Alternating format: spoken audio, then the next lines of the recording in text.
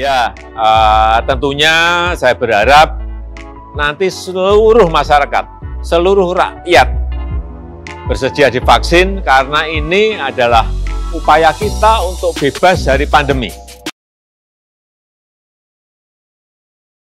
Halo, selamat siang Teknofriend. Apa kabarnya? Semoga selalu sehat ya.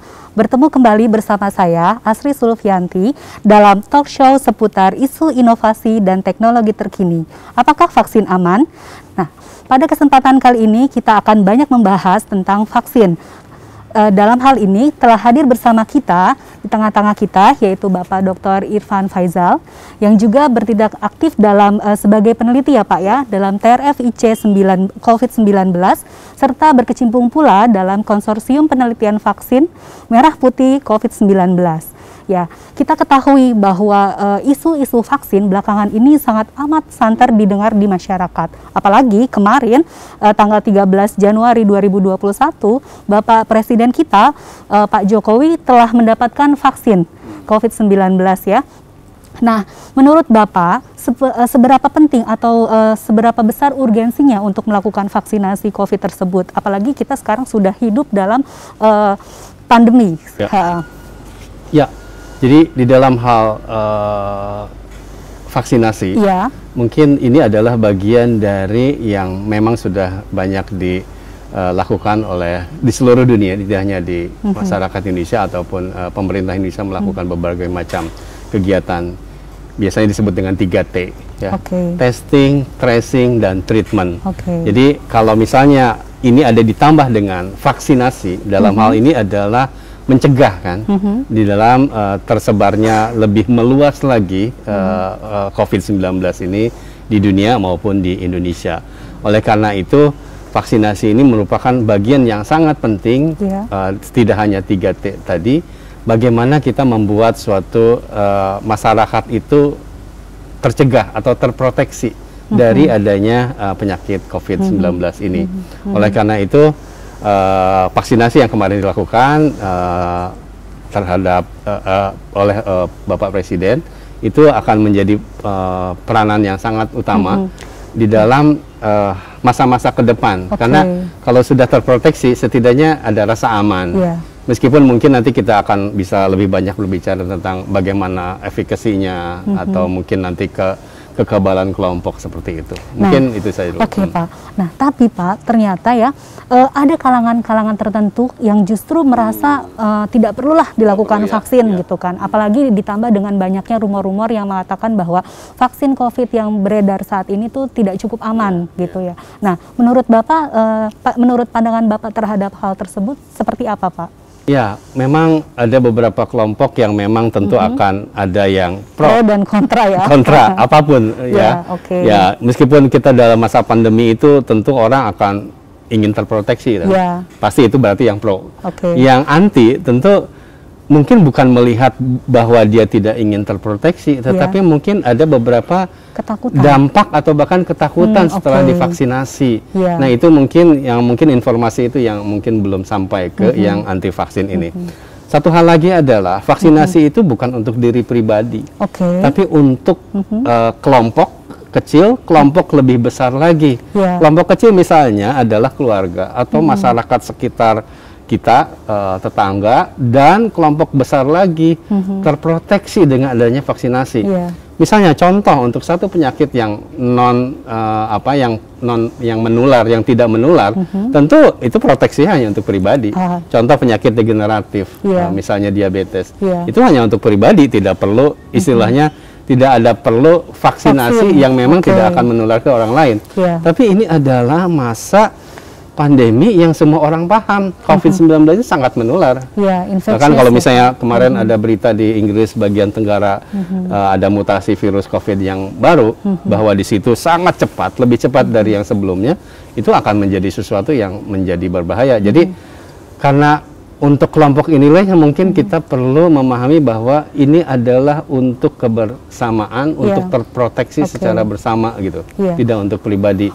Oleh karena itu kalau yang anti vaksin ini mungkin lebih harusnya mereka mendapatkan edukasi lebih kali ya Pak. Betul, dan tidak hanya istilahnya ego sendiri ya, bahwa saya atau keluarga saya tidak perlulah.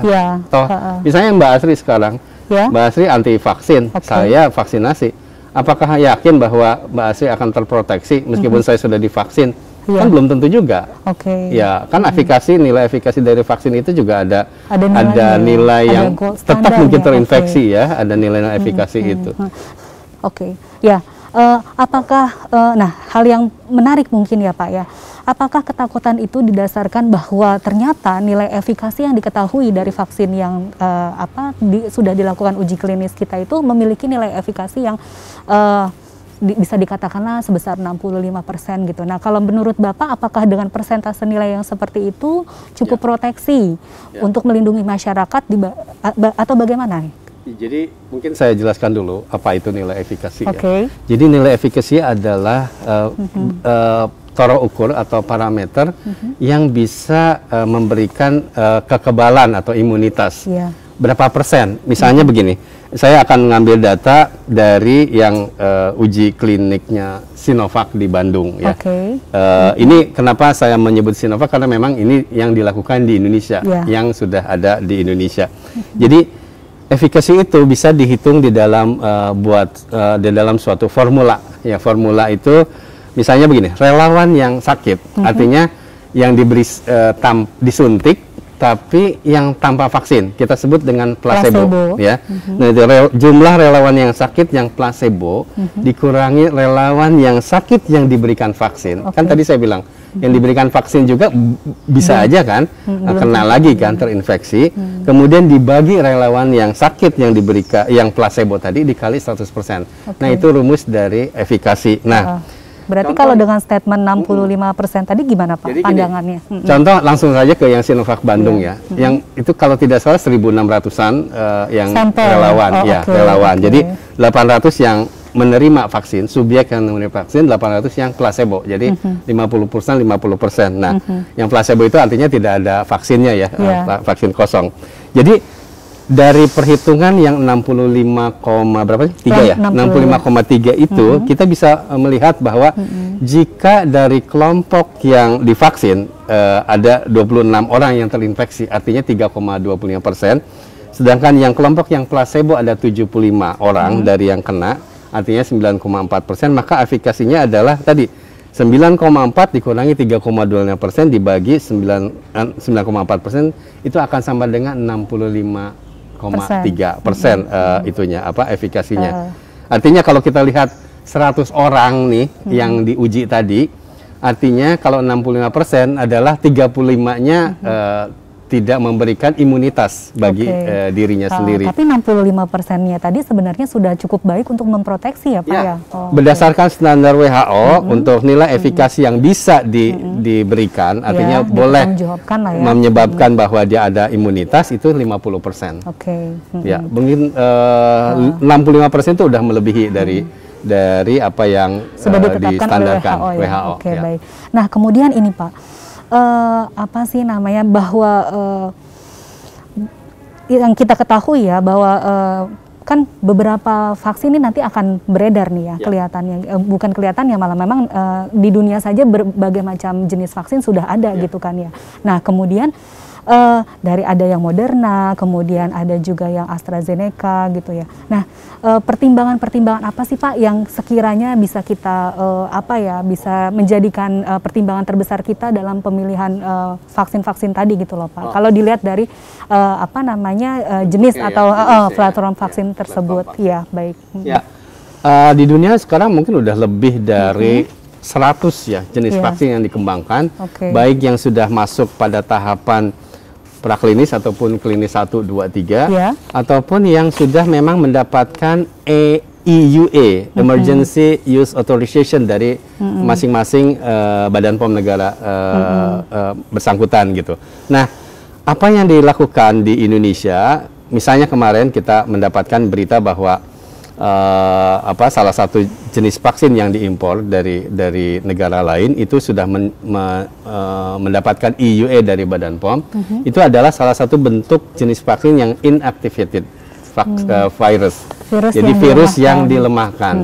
Jadi dilemahkan itu sebetulnya virus bukan virus asli maksudnya bukan virus dimasukkan, tapi padahal dia masih infectious, tapi yang sudah tidak infectious begitu. Dengan harapan kalau sudah masuk, maka tubuh kita akan memberikan si vaksin ini akan memberikan induce atau menginduce respon imun tubuh. Ya, menginduce respon imun sehingga nanti akan ada terbentuk protein yang dia akan memberikan kekebalan atau imunitas pada tubuh seseorang.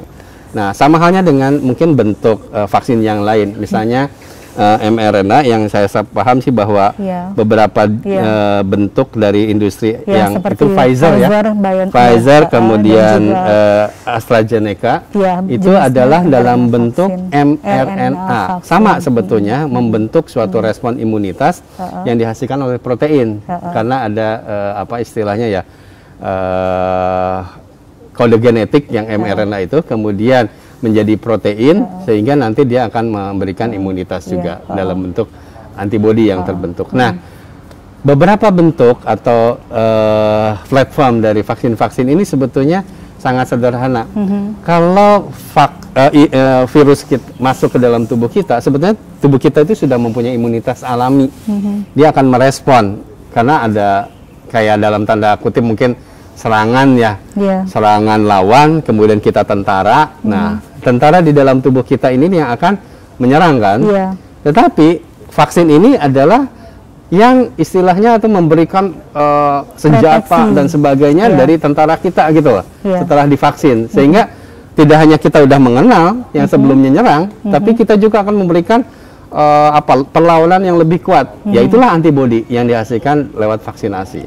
Jadi betapa penting sebenarnya vaksin itu dilakukan ya Pak ya. Betul. Oke. Nah, kemudian seperti kita ketahui bahwa Indonesia sendiri sebenarnya juga telah mengembangkan vaksin ya Pak, yang melalui Bapak kan juga aktif terlibat dalam konsorsium riset vaksin merah putih gitu ya. Nah, kalau untuk riset vaksin merah putih sendiri jenis platform apa Pak yang dikembangkan? Sebetulnya ada 7 institusi dan universitas yang terlibat di dalam konsorsium riset vaksin merah putih ini yang dikoordinasi oleh Menristek BRIN. Jadi ada Eijkman, Lembaga Biologi Molekuler Eijkman, ada Universitas Airlangga, ada UI, ada ITB, ada LIPI, ada BPPT, dan UGM. Masing-masing institusi atau universitas itu membawa platform atau bentuk atau yang tadi saya jelaskan ya jenis-jenis vaksin itu. Dari 7 ini ada 3 bentuk atau 3 platform yang ada yang sama, ada yang memang hanya satu lembaga yang memang bentuknya seperti itu. 3 bentuk itu adalah yang pertama adalah yang inactivated, jadi sama dengan yang kemarin kita lakukan vaksinasinya dengan lewat pertama perdana Pak Presiden.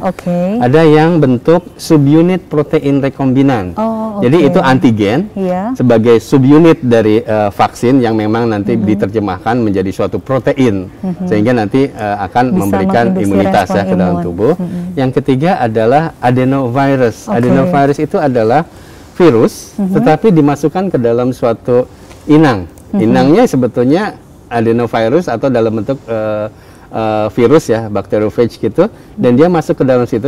Tujuannya adalah sebetulnya biar aman bagi orang-orang yang disuntikan dengan platform adenovirus tadi, sehingga tidak ada efek respon balik yang terlalu berlebihan dari seseorang seperti itu. Jadi 3 bentuk itu yang dikembangkan dan sampai sekarang mungkin sama-sama semuanya masih berjalan. Mudah-mudahan ya nanti dari Lembaga Biologi Eijkman yang memang sudah bekerja sama dengan PT Bio Farma ini akan menjadi salah satu bentuk vaksin merah putih. Jadi sampai sekarang mungkin ada 7 platform yang ada di Indonesia. Satu yang merah putih itu. Yang ada di dunia atau di Indonesia Pak? Di Indonesia. Di Indonesia. Yang di dunia kan yang tadi mulai dari Sinovac, Sinopharm, AstraZeneca, dan lain-lain, Pfizer dan lain-lain seperti itu. Baik, terima kasih Pak Irfan atas waktunya. Saya dan Teknoprend lebih mengerti ya. Mudah-mudahan tercerahkan nih dari diskusi kita pada hari ini. Nah, sebenarnya ada beberapa hal yang perlu kita ketahui ya, Teknofriend, bahwa ternyata vaksin tersebut penting. Nah, pentingnya itu ternyata bukan hanya melindungi bagi diri kita sendiri, tapi juga melindungi orang-orang di luar kita gitu. Jadi melindungi banyak orang gitu kan ya. Nah, selain itu juga jangan lupa bahwa tetap ingat pesan ibu. Ya, betul. Jargon 3M kita ya. Ya, jargon kita bahwa tetap pesan ibu. Oke, baik. Terima kasih Pak Irfan atas waktunya. Semoga perbincangan kita pada hari ini memberikan banyak informasi dan juga bisa mencerahkan teman-teman Teknofriend kita. Nah, Teknofriend, tidak terasa bahwa kita sudah berada pada segmen terakhir dari acara kita hari ini. Ya, terima kasih sudah mengikuti perbincangan kita dalam talk show seputar isu inovasi dan teknologi terkini, yaitu apakah vaksin aman. Nah, bagi teman-teman, teman-teman Teknofriend yang mau memberikan saran dan juga kritik, bisa melayangkan pada email kami di humas@bppt.go.id atau bisa juga menghubungi lini sosial kami, bisa melalui Instagram, Facebook ataupun mention di Twitter kami yaitu @bpptri. Nah, jangan lupa ya di-follow. Baik, terima kasih atas waktunya. Saya Asri Sulfianti. Salam sehat selalu.